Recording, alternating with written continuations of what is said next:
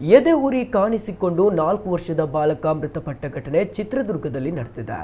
ಮೃತಪಟ್ಟ ಬಾಲಕನನ್ನ ವೈಷ್ಣವ್ ಎಂದು ಗುರುತಿಸಲಾಗಿದೆ. ವೈಷ್ಣವ್ ತನ್ನ ಪೋಷಕರಿಗೆ ಎದೆ ಭಾಗದಲ್ಲಿ ಉರಿ ಕಾಣಿಸಿಕೊಳ್ಳುತ್ತಿದೆ ಎಂದು ಹೇಳಿಕೊಂಡಿದ್ದಾನೆ. ಆರಂಭದಲ್ಲಿ ಪೋಷಕರು ಇದನ್ನ ಗ್ಯಾಸ್ಟ್ರಿಕ್ ಸಮಸ್ಯೆ ಎಂದು ಭಾವಿಸಿ ಮನೆಮದ್ದುಗಳನ್ನು ನೀಡಿದ್ದರು. ಆದರೆ ವೈಷ್ಣವ್ ಆರೋಗ್ಯದಲ್ಲಿ ಯಾವುದೇ ಸುಧಾರಣೆ ಕಂಡು ಬಂದಿರಲಿಲ್ಲ. ಮಗುವಿನ ಸ್ಥಿತಿ ಗಂಭೀರವಾಗ್ತಾ ಇದ್ದಂತೆ ಆತಂಕಗೊಂಡ ಪೋಷಕರು ವೈಷ್ಣವ್ನನ್ನ ಆಸ್ಪತ್ರೆಗೆ ಕರೆದೊಯ್ಯಲು ಮುಂದಾಗಿದ್ದಾರೆ.